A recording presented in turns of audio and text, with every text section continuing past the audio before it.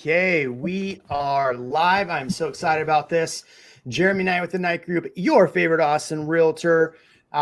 This live stream is going to be a lot of fun tonight. Start getting your questions now because we are talking with Kinan Beck. Kinan and I have done quite a few deals in the past together. He's been around the real estate market in Austin for what feels like a bajillion years. So he's been around a long time. He's been through recessions in the past. So he's somebody I like to have on the channel as often as possible, just because he has a lot of insight. So this is going to be a fun broadcast. I have a bunch of questions I'm going to ask him about buying and investing in our market. So this isn't just about investing. It is about buying as well. Just like I tell everyone, when you are purchasing a home, whether it's your first home, 10th home, or 100th home, every home you purchase is an investment. So keep in mind when you're buying a home, it's an investment. So that's where more people make money, is off their real estate investments. Hello. I don't even know how to say that. Saz Ank. Here we go. There we go. Hello. How are you say that? Hello and welcome to the channel. I appreciate you. Make sure you get comments or questions in about buying and investing in the Austin market. I am going to bring on Kinan Beck. Hold on, Kinan. There we go. Nailed it. All right. So Kinan. Yeah, thank you. Yeah, man. So I probably did not do you justice. Tell us a little bit about yourself. You have plenty of awards, plenty of fantastic awards. So tell the folks a little bit more about yourself. So, Jeremy, I've been doing real estate for about 25 years. I'm a licensed broker, mostly do residential. I've dabbled in a little bit of commercial. I've done a lot of investing, probably bought, sold, or developed at least 50 properties or more. The bulk of the stuff I'm doing right now, occasionally we'll do some flips, some buy holds, and then also we'll take some land, develop, build a couple of properties on it, and sell those off as basically like spec homes, if you will. Inside the city of Austin, mostly. We call those basically infill properties. Infill properties. Now, we did a deal together almost 3 years ago now. Yeah, 1905 East 16th. I remember it. 1905 East 16th. So this was a really great project. I represented the seller. We sold pretty much a tear down lot. It was a 1943 home. I remember I never even walked in it. Well, we met at the property a couple times, but basically you tore this thing down and rebuilt. And what did you end up doing with that project? I built 2 properties, a main house, and then in the back I built a guest house. We created a condo regime using a title company and attorney, and then we sold each property separately. So that way I could sell them independently to 2 different owners. The good news is with that, if you can do 2 properties, you can do higher density, make it more affordable. So it helps people, basically achieve that goal of being able to buy something closer into the city, whether that's the main house or the back house. So that definitely helps a lot. Cool. Christina Smallhorn says, yo, Mr. Knight. Christina is a huge YouTuber and fantastic agent in the kind of like Baton Rouge area. Very cool. Yeah, so she's awesome. So welcome to the channel, Christina. Okay, so this is actually a really cool question. I have a list of questions I really want to get to, but I thought this was a great question to ask. What is the best time to visit Austin and see if it's a good fit for a family of 2 young kids? Should we buy or rent initially? I have opinions on this. Kinan, I want to hear your opinion on that. It really depends. If you kind of already know the lay of the land, I typically say you've kind of honed in well, done some research before you've come down.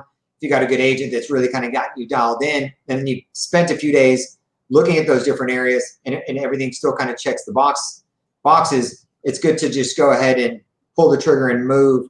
If you're unsure, you've got some hesitations, you just don't really feel as confident, then it probably wouldn't hurt to rent for a year. The issue that I typically see with most of my clients is we looked at a few properties, a year later, they're like, oh my God, everything's $30,000, $40,000, $50,000 more. That's not what I was expecting. And if the market continues to appreciate like it has, that's the cost of waiting, right? And I wish I could say the market's taken some dips, but since 08, 09, I've just seen the market starting back in around 2010 just continue to go up, up, up, up. And then even to the point where, now we're looking and saying, oh, we've got a lot of, uneasiness a few months ago with the stock market and the real estate market and everything else. I mean, it plateaued a little bit, slowed down, and then now it's just spiking up like crazy.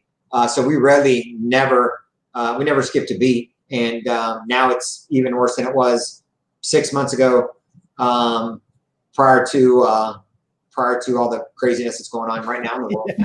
So yeah, I've set up my channel, and this actually is going to lead up to where I want to start with questions with you. And I appreciate everyone. I see your questions. I'm going to try to get to almost every single question, if not more.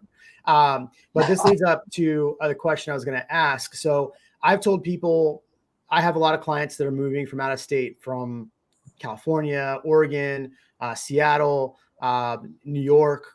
I'm seeing people from Boston. So I'm seeing people from all over move here. And it's very challenging when you don't know exactly where you want to be. And that's kind of why I've created this channel, is to kind of help people figure that out. So my answer to this is start with a 1 month Airbnb, put your stuff in a pod, hang on to it, get out here. And if you haven't, and do that time of driving around, and maybe do a 2 month short-term rental or 2 month Airbnb, because the reality is, and this is going to lead to our question here, is that I thought the market was going to start dipping in November. We haven't had the election yet. We are not in November yet, but the last 2 months, I was anticipating the gains to only be like 6-7%, and they're still 13% in the Austin market. So this is the first question I want to ask you. What are you seeing in the market? And then I want to see what your predictions are going into 2021. it's kind of like I mentioned before, what I'm seeing in the market now, just from a buyer's perspective, right? What my buyers are dealing with, and that also includes investors as well. We're still seeing multiple offers, especially in the lower price points. Lower price points being stuff, and again, it depends on the area, but lower price points, under 5, under 6 in central Austin, or even anything like on the outskirts, between 300,000 and 400,000. Stuff's moving. If it's priced right, if it looks good, it hits the market, it gets multiple offers. Most agents now are putting them on the market Wednesday, Thursday. They write it out through the weekend, look at 10 to 15 offers, and then they obviously accept highest and best. What happens to you, the consumer? You're competing now with people that are coming in. Maybe they've already lost 2 or 3 homes, and they're coming in higher at 25,000 over, 30,000 over. They're doing cash. They're doing no financing contingencies. I mean, they're doing some crazy stuff just to win the property because they're tired of losing and they want to get in. And 2 months go by where they lose a couple properties, and all of a sudden a new one comes on. It's not as nice, and it's 30 grand more, and they're just like, man, if I could have just gotten that home 2 months ago, I'd be in a way better position now, and I wouldn't be sitting here, worrying about it. And same thing goes for investors, right? They're competing with the end user that's just trying to find a home. So when that happens, they're very emotionally tied to it. It makes it a little bit tougher for your numbers to work on the rental property side. Yeah, I've noticed this on the buy and holds too. Even we talked about this on the last podcast a little bit, was that even in doing new builds. So I have a handful of investors. They're all looking for about the same thing: under 350, newer. That's going to be kind of close to Tesla. And so there are a few places over there, but here's what they're doing. They're opening up. Parker Station's a good one. So if anybody's looking, Parker Station on just off 130 is a great neighborhood. They're opening about 30 new lots. And what they're going to do is they're going to only have like 3 or 4 that are for investors. And the prices are set with DR Horton. This is a DR Horton build. The prices are set. So 30 people get to come in and basically pick what they want, sign contracts. You're not really going over. The investors have to bid themselves up. They're literally going into an auction for investors, and they have 3 different neighborhoods they're doing this in. So investors aren't immune to this either. And, if you're trying to find something off market as an investor, that's going to be just as big of a challenge. So this was a good one right here. Charles Wheat is coming out. They are looking in the Georgetown area from Orange County. What do you think about Georgetown as a place to buy or invest? For me personally, I think it's a great town, right? So it is a little bit further away, but it's not too far. in between Austin and Georgetown's Round Rock. Round Rock's really grown. Georgetown is still a great market. It's got a lot to offer. You're accessible to the city by taking multiple different roads, either the Interstate 35, 130, and you definitely get a little bit better values in that area because you're a little bit further away from the city. Yeah. It's a nice, quieter area, and it still makes for good rentals down the road. If you bought it as a homestead and then you're ready to upgrade and you want to keep that property, keep it and turn it into a rental, I think you would do fine. Yeah, I think Georgetown's a good spot. I think the prices there are getting higher than they used to be. So I think that's a challenge. I mean, all of Austin is getting higher than they used to be. So yeah, I mean, Georgetown, the down. So one of the things that's unique about the downtown area is that it really is kind of like a really nice historic downtown, and they have the water or the river that runs through there. So pretty cool spot. All right, Keenan, I'm going to get to some more of our questions I had, and then I see some really good questions in here. Make sure you keep those questions coming. Charles, to answer your question, there are some really good developments. PM me. I have a really good one that I'll send you. It's a newer development. Just depends on price. Okay, so when someone is buying or investing, what should their first steps be to either buy or invest? First thing I would do is get pre-qualified. All right, before you go shopping, you got to have your checkbook with you. Talk to a lender and figure it out. I've had people come to me and go, yeah, I'm ready to invest. And in their mind, they're thinking they can do 5 or 10% down. Those days are pretty much over. Now you've got to do a minimum of 20% down. And typically you'll get a little bit better rate if you can go 25% down. Yeah. So my thing is, see what you can afford first. That way you can talk to your agent and tell them, or get a recommendation from your agent. And that way you know kind of what your budget is. Because once you figure out, hey, I know I can spend $400,000 and I've got to put 25% down, then you know that you're financing $300. You know what your payment looks like. And then when you talk to your agent and they start looking for some properties, they can also tell you, hey, look, I think this is going to be able to get $2,500 a month in rent. How close does that look to my numbers that I'm going to be financing that payment I'm going to be making every month? We always kind of start with that always. Yeah, I think that's something I run into too, is that I think most people that are doing investing know that they need 20 to 25% down.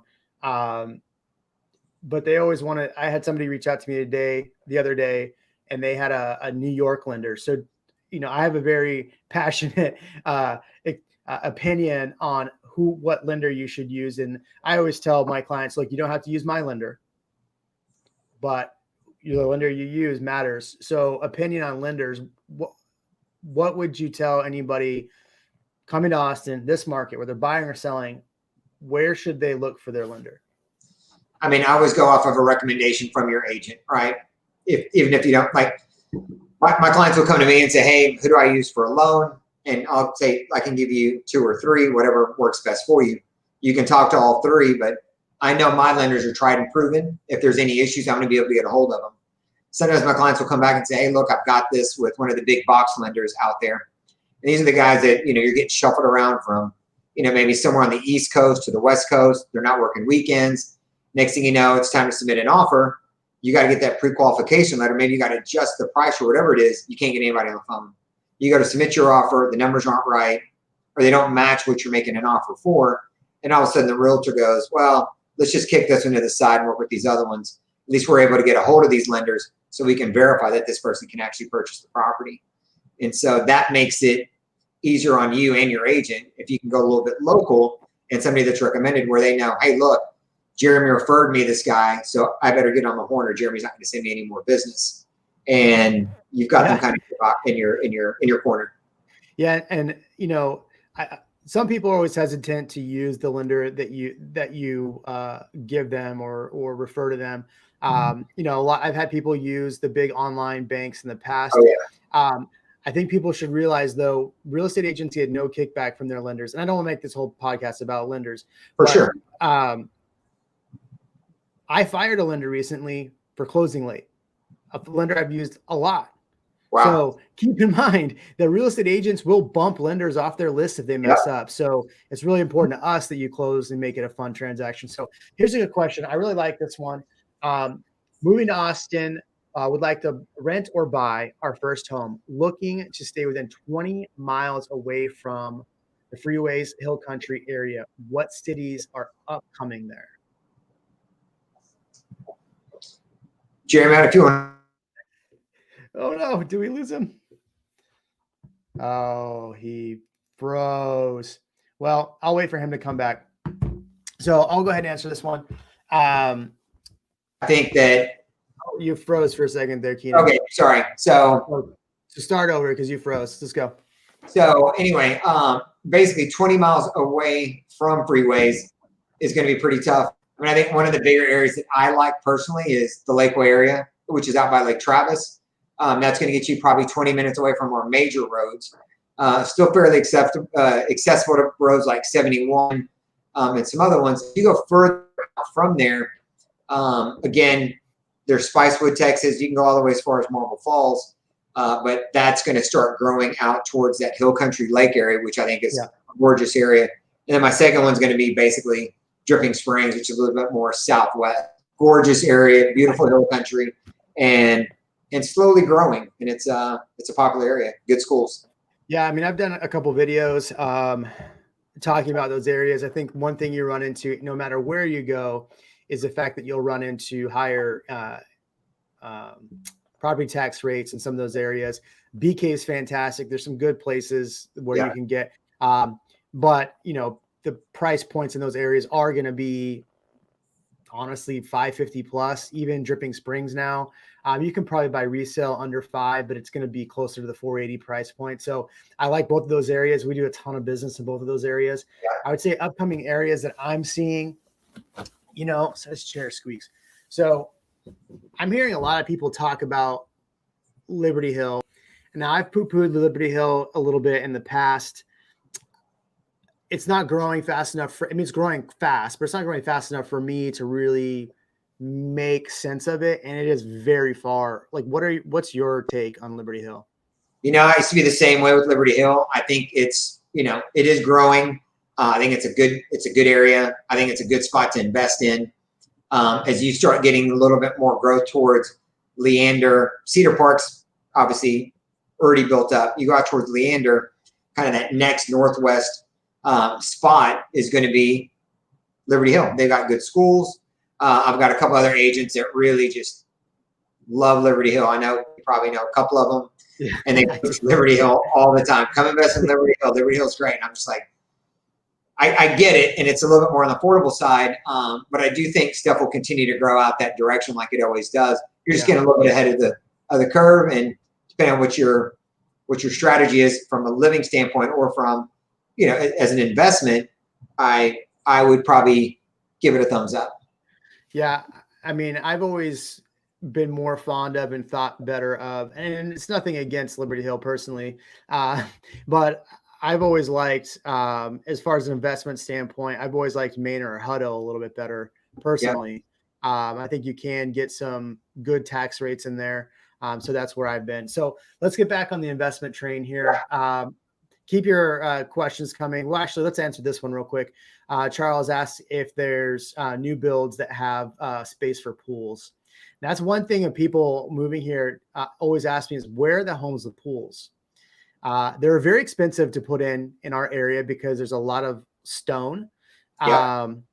And I mean, I'm in the process of building a pool and they take forever. So I understand why people wouldn't want to build them. And most HOAs have pools. With a lot of this new construction, do they really have space for pools? It really depends on the area that you're in. You go closer to the city, you're going to get a smaller yard. Remember, as you go central and it's higher density, it doesn't leave a whole lot of space for a pool. And if you do get a pool, it's like a little plunge pool. If you take what I've done in the past, where you're putting 2 properties on one lot, each person gets a much smaller lot. Now, you can still put a pool in. Jeremy, that one I did on 16th, that guy was actually putting a pool in the front yard, which is kind of cool.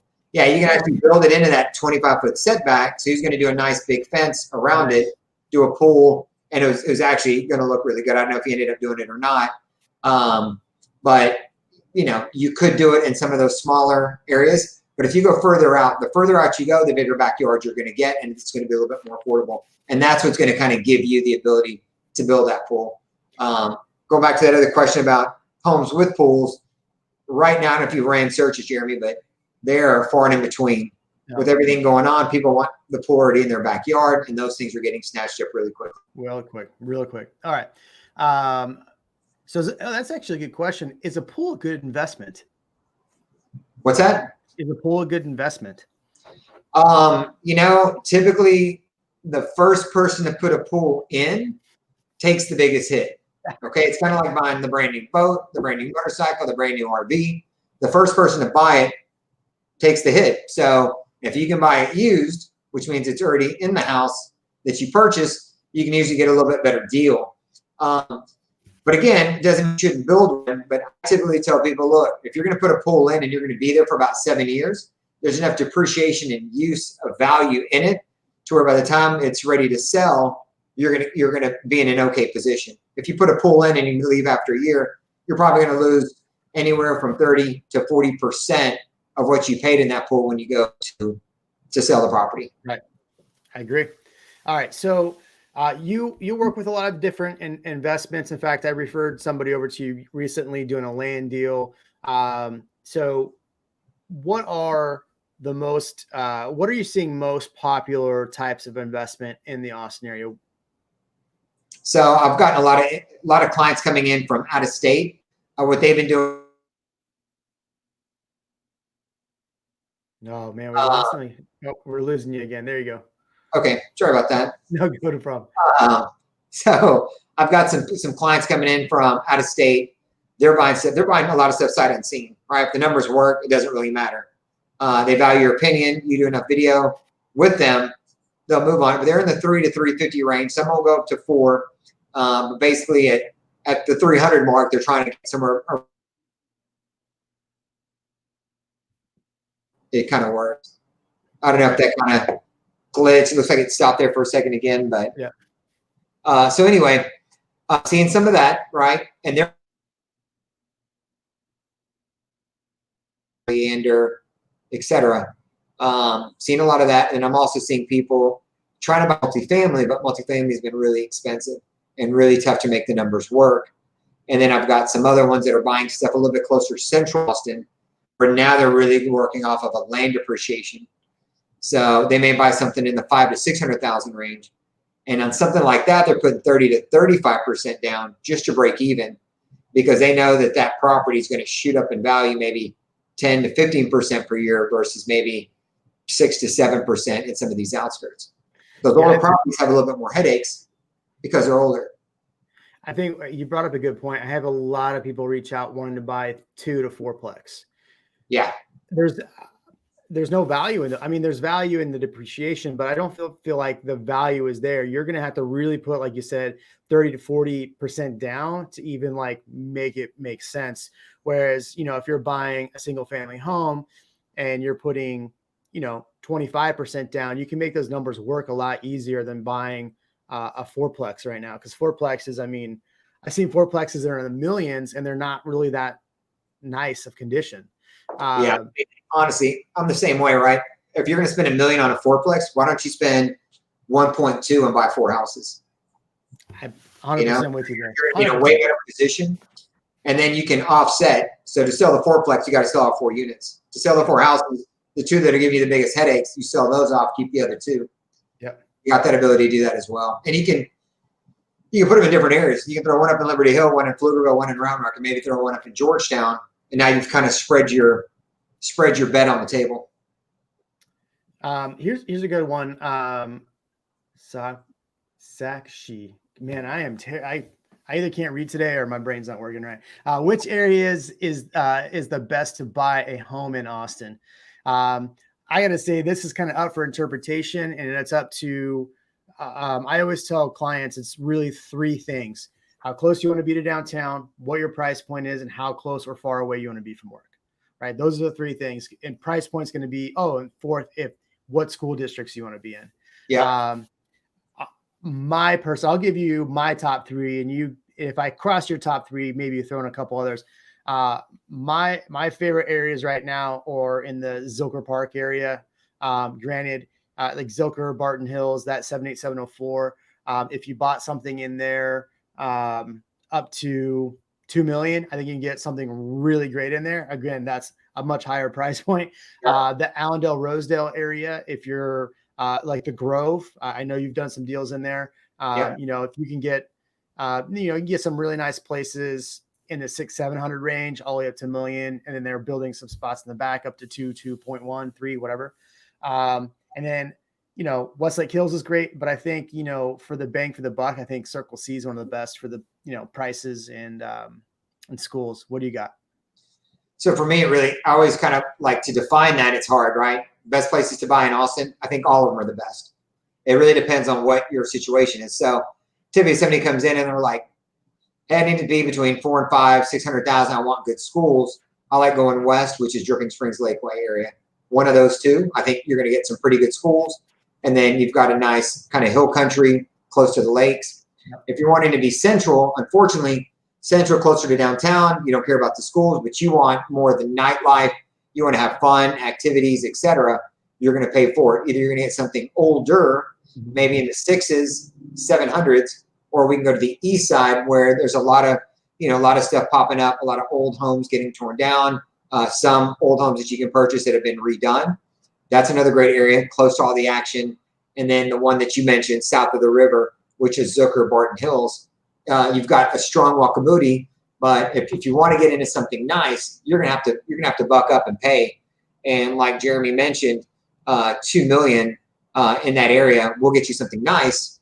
If you've got a client, or if I've got a client or Jeremy looking for something in the 1.2 to 1.5, and they're wanting to get really close to the city, that can be kind of tough depending on what they're looking for. If they're looking for 2,500 to 3,000 square feet built in the last 5 years, that's going to be tough. That's a high appreciating area, and it's always been really popular. I think last year it did over 15% appreciation, which is really strong looking at the whole entire market. Yep. What about so she followed up her question here, under 300, Georgetown, Kyle, Hutto. What would you rate those? I like all of those areas. Again, for all of those, for me, it would depend on if I wanted to be in the low 3s. My biggest question is, where are you going to be working? And so your commute times, and then I would look at the schools and figure out which school, even the highly rated ones, are going to work best for me and my family. So out of those in the 300s, I don't know. I think if you want to be on the south side, Kyle's great. If you want to be really north, Georgetown's just another north suburb, just north of Round Rock. So you've got Austin, Round Rock, and then Georgetown. I think either one of those will work for you. How do you start to kind of get far out east of Round Rock? I would probably still rate Kyle or Georgetown a little bit higher than both of them. Yep. Yeah, I like. I think all three of those are great options. For me, Georgetown is a little north, and fighting I-35 traffic can be a pain. Kyle, you face the same problem, fighting I-35 traffic. Even Hutto. Hutto. The great part is all three of those areas, no matter which one you're looking at, they're developing. Like Kyle's getting another Amazon filtration or whatever it's called. They're getting another Amazon facility there. Hutto is bringing in like $1 billion complex, like baseball complex. They're doing like the a development like the not the Grove. What am I thinking of? The Domain. So they're bringing in projects in Hutto, and so I think Hutto is good for that reason. Georgetown. I mean, we've talked a lot about Georgetown already, but I think really for you in this scenario, I would figure out where you're going to be close to downtown and then look at all three of those. I think they're all decent options. And one thing that you brought up too, Jeremy, is traffic, right? 35 traffic, this traffic, that traffic. And that's why I always say, right now traffic's a little bit milder, but when it's in full force where everybody's kind of moving around, kids are going to school, people are going back to work, it is good to be closer to work, because then your commute time is going to be shorter when you aren't sitting in traffic. Right. I want to get to this next one in a minute, but I wanted to keep in line with my questions here. So everybody keep the questions coming. I see them in the chats. I'm going to get to them, so hang tight. Buying land and developing. So I have had quite a few clients reach out to me. They want to buy either a tear down or they want to buy a lot and then build on that lot. number one, what type of financing is going to be the best? There we go. My finger back in. What's going to be the best financing for that? And then number two, what are the challenges you're going to face going that route versus just going to a production builder? So a couple of things, right? For financing, if you're going to do it yourself, find a tear down, build it. You either need to find a local lender, obviously through your agent, where they can do construction loan, or option two, which is what I do from the development standpoint. You find some kind of local community bank. I'll find a local community bank for when I do projects. They've already got all my financials. They've got everything. I've done several projects with them before, so we've already had the relationship. Obviously, doing something where it's going to be your homestead that you're going to live in, you can do a construction loan. But here's what you've got to figure out, right? You've got to go out and buy the land, and then you've got to turn around and tear down the property. You've got to design a plan, so you got to find the architect. Now you got to take that plan and you got to find your builder that's going to build it, and you're going to have to get that bid out. All this time, you're paying interest and you're paying taxes the whole time this is running, and you're probably doing some kind of upkeep with the property. So you're still cutting the lawn or having it cut. Maybe it's not every week, but it's probably like every month to 2 months, depending on the weather. And so all that maintenance, or what I call carry costs, is going to continue to kind of build up, and those are going to be expenses. Yep. Then you finally get to the point where it's, all right, finally, I can finally start building. And then you start to build what's called a custom home, because now it's you and the builder, and all of a sudden you want to change up the lights. Hey, can we tweak out the kitchen? And something that would normally take 10 months to build could take a year and a half. And now you're paying that much more in interest, more in change orders, et cetera. So that property you're going to go to build is going to cost a lot more than if you were just to find something that was completed. Yep. Right? And you may look at it and go, God, I love this property, but I don't like the tile in the kitchen or the backsplash or whatever it might be. Trust me when I say it's going to be a lot less expensive if you buy that house and then go through and customize it a little bit yourself. Change out the backsplash, some lights, et cetera, and then just hang on to that house.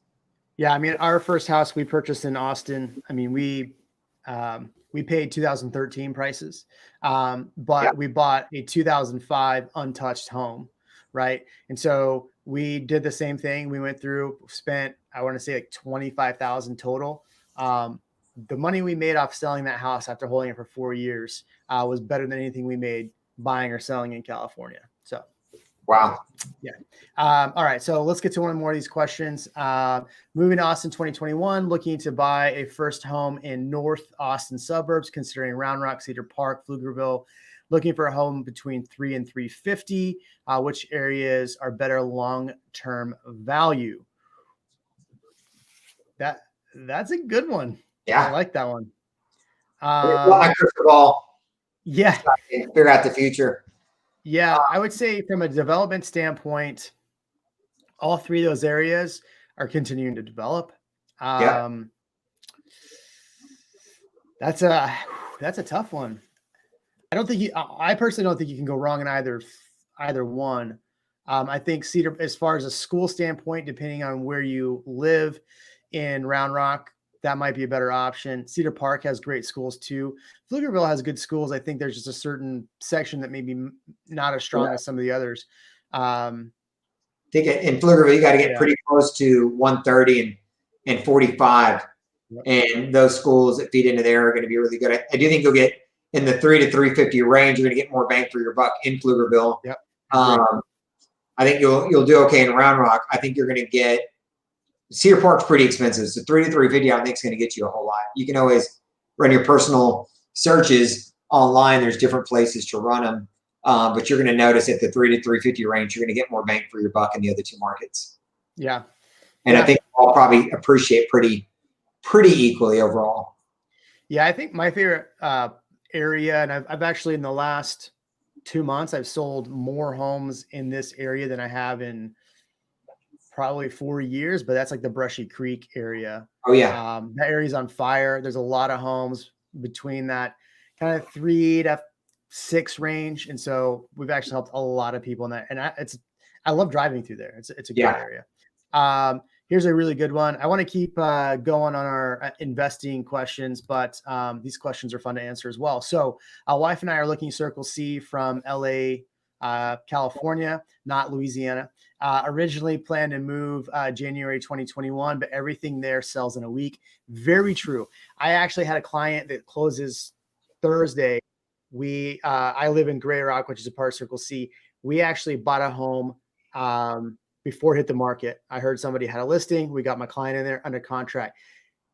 I just listed another one that had 4 offers in Circle C before it even hit the market. So if you're going to buy in Circle C, make sure you know somebody who knows the off market, because that's where you're going to get in the best. One in my neighborhood listed without listing with me. But they sold the first day before we can even show it. I had 2 clients ready to show it. So had they waited maybe a day, they could have got a better offer from me, but whatever. Should we buy now or even without looking to build equity? And then they had a follow-up question. Should we just buy now even without looking to build equity? I think if you buy now, you're going to build equity for sure. Or would it be easier to find something in Belterra? What do you think? Between Circle C and Belterra, I think I'd look at both. And honestly, if you're looking to move here in January, I would start looking now. If you find something that works for you, jump on it, secure it. Even if it's just sitting there until January when you move in, you should be fine, because the market's continuing to speed up really fast. Now, look, I don't know what's going to happen after the election. And between now and the election, you may at least really kind of, fire up your searches, look at stuff, whoever you're working with, have them maybe do some tours for you remotely, FaceTime, whatever it might be. But I would start getting really aggressive after the election, depending on what happens, if anything does happen. And like I said, pull the trigger. I personally think it's better to buy something and close on it by December 31st before waiting until January 1st.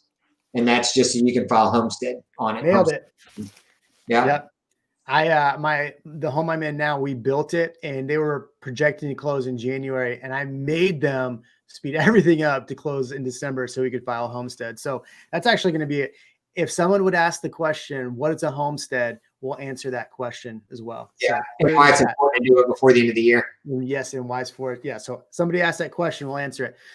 Between Belterra and Circle C, you have different schools between the two. I would also look at High Point. The tax rate's lower in High Point, Yep. and you're the same schools. Stephen Park, nailed it. All right, Stephen, we'll get to you in a second. I would say between Belterra and High Point, I think they're both good neighborhoods. You have different school districts, so some people don't want to be in the AISD. That's why they would probably not be in Circle C. I think Circle C and Belterra and High Point are definitely areas to buy in, because they're all seeing huge returns. Real quick, also, guys, when he said ISD, here in our market or in Texas, AISD means Austin Independent School District. That's what our school districts are called. I know some of you guys from other states, that always kind of comes up on a question when I start sending emails to people. So I wanted to clarify what ISD stand for. That's how our school districts are set up. So we're getting a lot of questions. So not as many questions about investing, more about buying. So let's just face the facts. People want to hear about buying in Austin. So let's answer some more of these questions. Is there any new construction happening in Round Rock, or is everything new build? Is there everything new being built in Leander? Looking at houses at least 4,000 square feet with a yard, nice yard. I swear I'm not drinking yet. So, I mean, to answer that, there's still some construction going on in Round Rock, but there's more in Leander. Yes. So Round Rock, has been really growing for 20, 30 years, right? I got here in 95. It was still a little bit of a sleepier town, kind of how I would describe Georgetown. And, with Dell Computers there and some of the other major employers, it's really kind of grown, and a lot of it's been built up. And now you're starting to see developments around Round Rock and stuff push into Georgetown. Leander, again, is basically, you started with Cedar Park and then everything kind of got pushed into Leander. And there's a lot more land in Leander. And that's why you're seeing the bigger, larger properties, 4,000 square foot with big yards, popping up more. So that's That's likely why you're seeing more of that online. Yeah, I would definitely check your price point on that because you could be in Leander out on the golf course and spend $1 million pretty easily. Neighborhoods to look in Round Rock would be Sienna, which is off 130. The tax rate is a little bit higher out there. So keep that in mind when you're looking out there. This is a good question for you.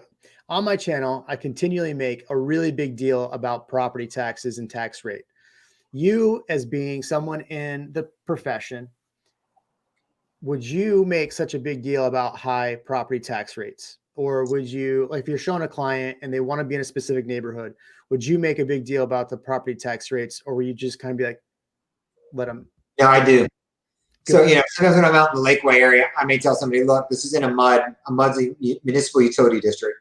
Basically what that means is it's a bunch of land out there. There weren't any utilities and the developer had to put in those utilities and he's got to get paid back. So how that happens is they're going to increase the property taxes, right? So the property taxes might be in the city of Bee Caves, 2%, whereas out in some of these mud districts, if you will, they're 2.7 to 3.1, which is a lot. So you start looking at that, and then I like to tell them that, number one, but then also sometimes in these areas with the mud districts, the properties themselves are a little bit less expensive. So at the end, if we're comparing the two, I like to look at not just the sales price, also factor in the property tax, and then figure out, hey, what does that payment look like? Yeah. So city of Bee Caves, the property might be more expensive, but if you're paying less in taxes, here's what your payment's going to look like. If you go out here and get a less expensive house, but higher property taxes, you just got to see what kind of equals out. And then that's kind of what your comfort level needs to be. Yeah. So the question Charles asks is, how do they determine property taxes? So there's a base for whatever areas, there's a base property tax. And then they have the school taxes on top of that. They have the mud taxes on top of that, the hospital taxes on top of that. So the base rate may be 1.8%. And then quickly, and it goes by neighborhood. So basically, like he was saying with the muds, is you're paying for the utilities to get out there. You're paying for the water to get out there. They weren't out there before, so you're paying kind of a tax. Now, those tax rates do come down after a while, but I can relate it to a Melrose tax in California. So, but you could buy a home for $500,000, and then you're paying $15,000 in property taxes the very first year, and it's not worth it. You could have bought a $600,000 home with a lower, what he just said. So let's move on. Question. What would you recommend, resale or new build in Round Rock or Cedar Park? Honestly, I don't think you can go wrong either way. I would say for me, resale, you might get a little bit, an older home that you can rehab and put your own touches on. A new build, if you're building it from scratch, you're at the mercy of the builder's costs, and they're usually inflated unless you're buying an inventory home. Kinan, are there any inventory homes with builders available right now? Man, good luck if you find one, right? If you do, there's usually something problematic with it. Yeah. It's got a big retention wall right behind it. You're backing up to a busy road. It's just a less desirable lot. And that's why nobody's bought it. Otherwise, if they start building a spec home, these things are getting snatched up. I mean, at slab or even frame stage. My last couple that I did, it was literally they were just forming the dirt so they could pour slab, and my client already pulled the trigger on it. That way she could get in there in about 6 months. Yeah. And I didn't think she had the option to make any changes as far as what was already specced out, the flooring, the lights, the et cetera. Whatever was already in is what she was getting, and she took it and was happy with it. So I live in Gray Rock, and there was a home that it was the last lot. It was their concrete dump site, right? Oh yeah. So they finally put it up. I saw it hit for 625. I called my client and I said, "Hey, you were looking for a good investment. Get this one. Let's get an offer on it right away." We called the builder. They said within 10 minutes they already had multiple offers on it. 10 minutes. Putting it on MLS. So yeah, that's interesting. So, and that's, you don't get to pick. It's the same thing as just buying a resale at that point, because you don't get to pick what goes into it. So, all right. Here's the question that everybody wants to know: what is a homestead and how does it help? Okay. Jeremy, you want to take that one, or you want me to? I'm gonna hear what you say about it. So basically, a homestead exemption, right, is basically you telling the tax assessor, this is my homestead, this is where I live, this is where I reside, and you file this. You get a deduction on your property taxes. And the great thing about it is they cannot increase your property taxes more than 10% a year. Now, I've had clients call me and say, hey, look, they raised me 15%. What's the deal here? You got to call them out on it. That's the deal. If you see it go up more than 10%, you call and let them know, hey, you increased me more than 10, they'll drop it down immediately. So the good news is if you get into a property that's high appreciation, just know that the longer you're in there, if it continues to appreciate, the tax assessor is not catching up. And the reason they do that is a couple of reasons. One, obviously they don't want to outprice you out of the neighborhood, right, where your taxes continue to go up and up. But if you're an investor, you can't file homestead exemption on the property because it's an investment. Right. So really, you're at the mercy of the tax assessor. And you can't file homestead exemption on your property unless you've lived in it in the previous calendar year. So if you buy a property and close on it December 31st of this year, you can file a homestead exemption on it for 2021. If you close January 1st or after, you can't file that until 2022. So that's a whole year that tax man has to kind of readjust and figure out what your property's worth, and then go ahead and put your taxes at a much higher price. Yeah, and that's one thing I usually see with the property taxes is, especially somebody buys a brand new home, the tax rate is set, but the actual taxes on that property are not set. So if you're buying a resale home, the taxes are already set, right? So they've had years of either somebody protesting those taxes. So I think it's what in June you get a parcel. Yeah, you get an assessment. They send you in the mail and they say, okay, last year we said your home was worth $1 million. This year we're saying it's worth 1.5. And you're like, how did it go up that much in a year?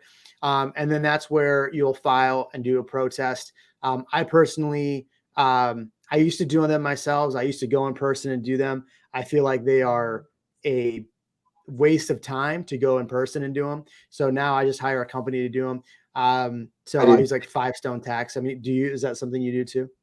Yeah, I use different. I mean, I used to go in there and dispute them all the time. And every time I go in there, they've got their softwares that they use have gotten better, and better. We're literally, I'll throw out my comps and they don't have access. Just so you know, in Texas, we're a non-disclosure state. So when your property sells, the county records it as $10 for the consideration of. Now, if you get a lien on the property, meaning you get a mortgage, that's going to show up what was filed. So that's all the information they really have. They don't technically have what you purchased it for unless they've got access to RMLS, which they shouldn't. So and they got caught doing. What's that? And they got caught doing. They did last year. And then the fine to them was they couldn't raise anybody's taxes this year. So everybody just stayed even keel, which is great. But I still protested my taxes, by the way. What's that? I still protested my taxes, even though they didn't go up. I did too. Actually put it all the way to arbitration. Nice. Which is like kind of the third level. But I had a company do all this for me because it just pays to have somebody else do it that's an expert. It's kind of like being a for sale by owner, right? You're trying to sell your house yourself. You don't know how to market it. You don't know how to sell. You don't know how to negotiate. You don't know how to do the contract. That's how difficult it is to now protest your taxes. I just give it to them and let them get paid a percentage based on what they save me. Right. If anybody has more questions about homesteads, drop those in. We'll circle back to it. I want to keep this moving though. He said in an earlier question that his budget was $420. So what would you also recommend to live in a neighborhood before you buy? Currently we live in Anderson Mill, Jollyville. Yeah, I mean, I purchased a home before I even saw it. So yeah, and I gained lots of equity on it. What do you think? I agree, man. I mean, right now you live in Anderson Mill, Jollyville area. So another neighborhood somewhere around the city. Look, you already know the city, right? You probably already have a good idea of that neighborhood. You can drive through that neighborhood during weekends, in the evenings, whatever it might be, and you're going to get a good feel for it. So to me, really, I feel like it's almost a waste of time to rent for a year when you could be obviously taking advantage of home ownership. So I wouldn't. The only time I would do something like that is if I was coming into town, and I like what Jeremy said was, man, rent an Airbnb for a month to 3 months learn the lay of the land, find the right property, and then pull the trigger on it and get in there. And then you go ahead and just move into your property and stop paying the Airbnb fees. You wait a year, you could be paying $50,000, $60,000, $70,000 more for your property than moving in right away. So that's basically my suggestion. Just do it. Yeah. No, I agree. Which zip codes has the lowest property tax rate ever? Ever? Man, that's a tough one. I see some in Westlake area. I've seen stuff not in Austin. Yeah, I see some stuff at 1.8, right, which is under 2%. If you can get anything under 2% or right at 2%, you're in the money.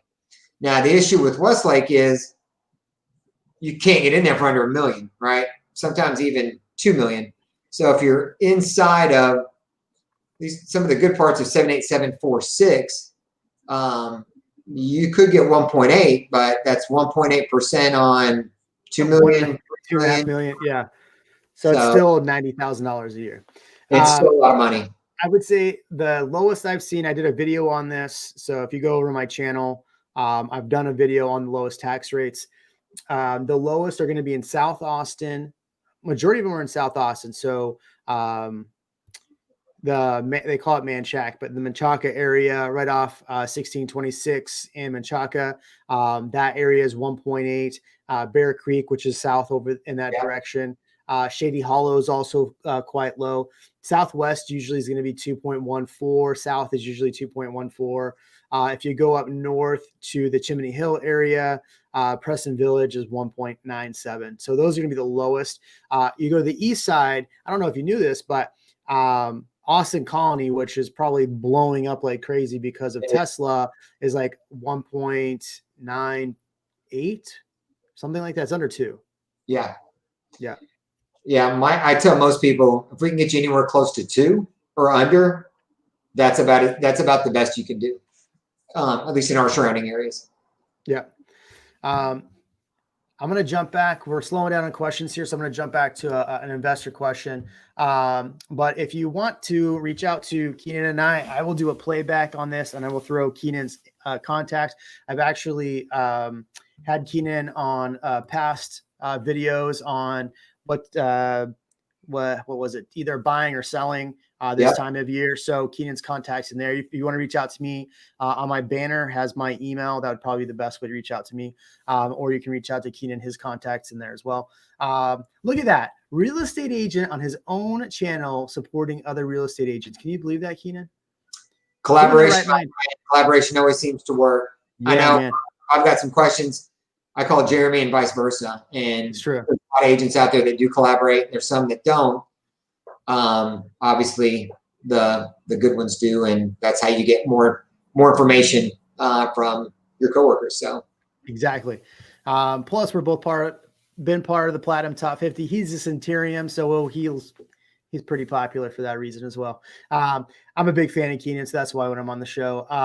From an investment standpoint, how do you manage properties when you're looking from out of Austin? What are the challenges?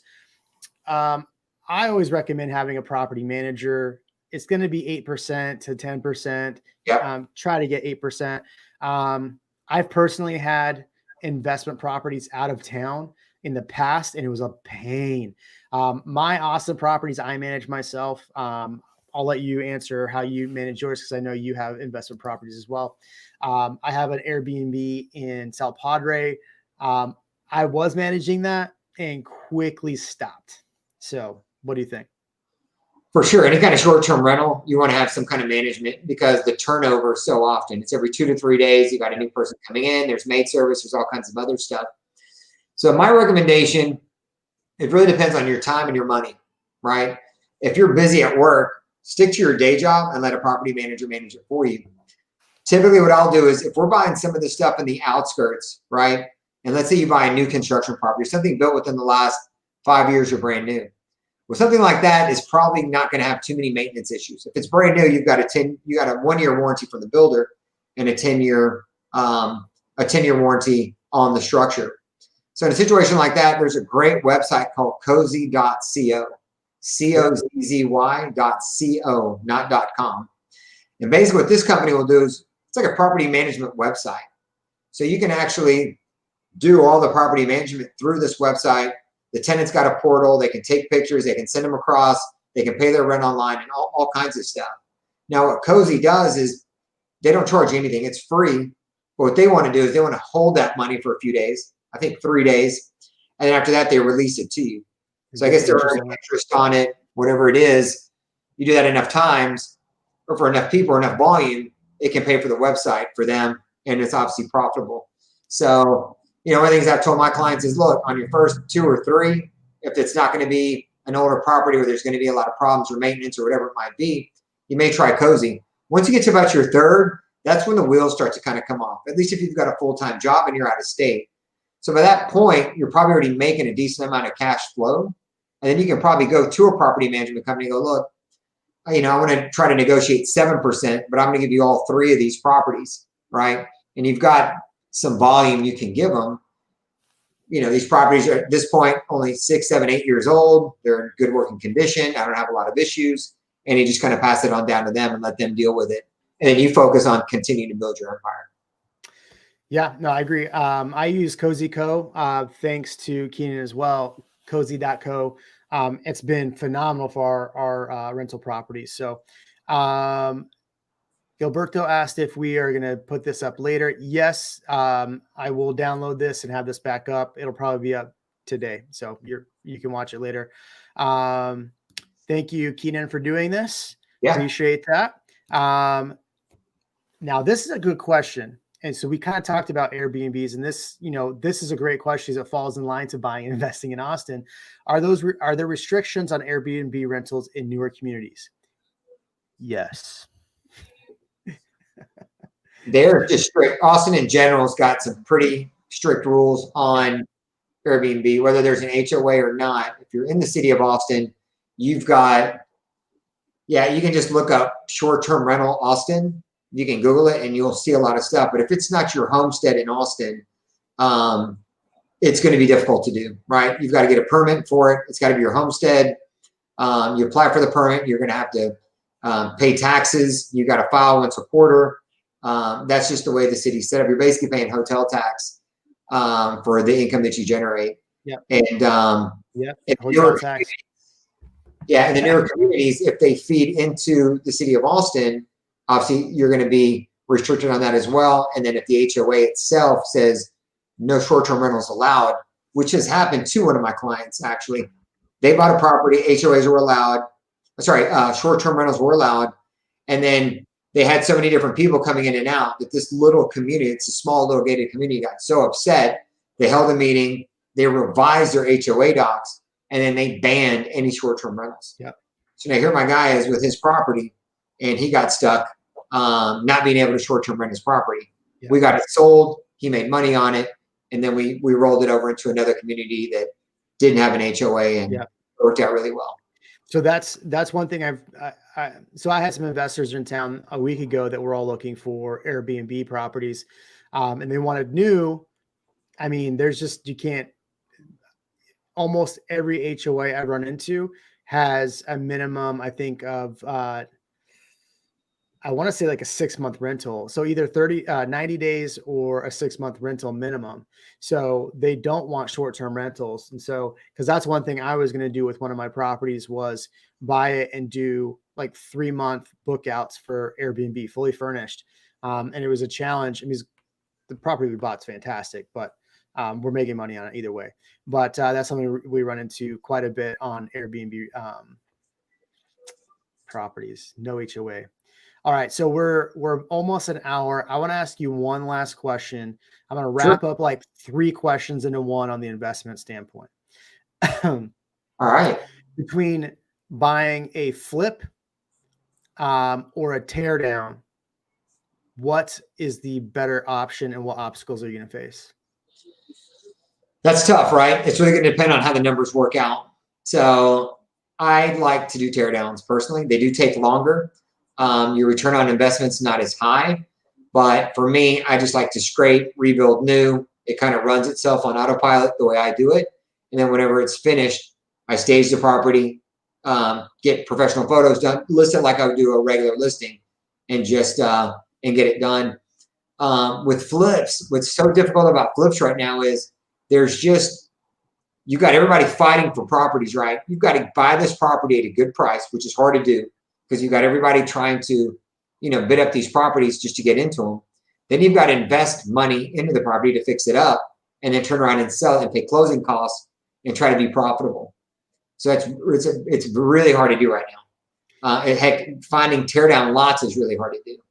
So, I guess my answer is you run your numbers and you see which one works out best, and you do the one that makes you the money. It's just difficult right now.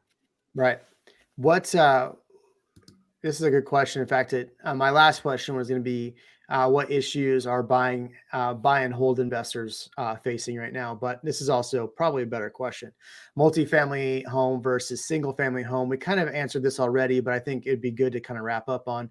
Can we compare investment returns based on property type? From my standpoint, I personally, with the headache and time and energy, I would rather do single family. What's your take? I agree. We talked about this earlier. So one, anything that's multifamily that is online or on MLS or that's currently listed, to me seems overpriced, or the numbers are difficult to make the numbers work. If you get into much bigger multifamily, like 16 units, 20 units, 30 units, which these things are almost out of reach for typical investors, you might be able to make the numbers work as you go higher number of units. But if you're looking for a duplex, a triplex, or a fourplex, what I call 1 to 4 family, typically what I've noticed is the numbers don't make sense. What we mentioned earlier is, you find a duplex for 600, 650, you're probably better off buying 2 houses at 300, 325. Hold on. Say that again. When you're buying a duplex, you're paying how much? Well, 6 or 650, if you can even find one at that price. That's something I've had investors that come out and they want to buy a duplex for 450. There's nothing. Yeah. 4 years ago, you could do that. If you're going to find something for 450, your rents are probably going to be 800 a side, which is 1,600. So you're better off just buying, a $350,000 house somewhere out for $2,000 a month. Exactly. Yeah. Do you go by that dollar square foot for 2,000 mark generally? Yeah. And here's the other thing, is you got to think about your exit strategy, right? Yes. One, duplexes, the fourplexes get beat up a lot, but whenever it's time to exit, you've got a single family or you got multiple single families all over town. You can sell those off pretty easy because there's always a pool of buyers that are trying to buy property. Yep. In fact, you can always try to sell that property to your tenant or one of your tenants. Exactly. Even if this house doesn't work, we're looking at buying. Well, what are you looking for? Hey, I've got a property on this side of town where you're looking, and that one's going to be coming available in the next 3 months. Does that work for you? Right. And you can turn around and sell them one of your rentals. Yep. So I think we nailed it. We did an hour. Remember before the cast, I said we're going to do 30 minutes, probably 45, and we hit an hour. So if you have any other questions, I'll put in the replay, I'll put Kinan's information. You have my information. I appreciate everyone for watching this channel. I apologize for not getting videos out the last 2 weeks. It has been super busy. I do have a really amazing video coming out Tuesday. I'm going to try to get out Saturday, but it'll most likely be Tuesday. I'm really excited about that one. It's going to be about what to expect when moving to Austin in 2020 during a pandemic. I'm interviewing some past clients. So it is going to be, it's shaping up to be a fantastic video. And I think anybody moving out of state, it's a video that you're going to want to see. So there you go. Kinan, I appreciate your time, man. As always, one of my favorite people. Thank you. You too, my friend. Thank you. All right. I enjoyed being on the show. Thanks, man. Bye. Bye-bye.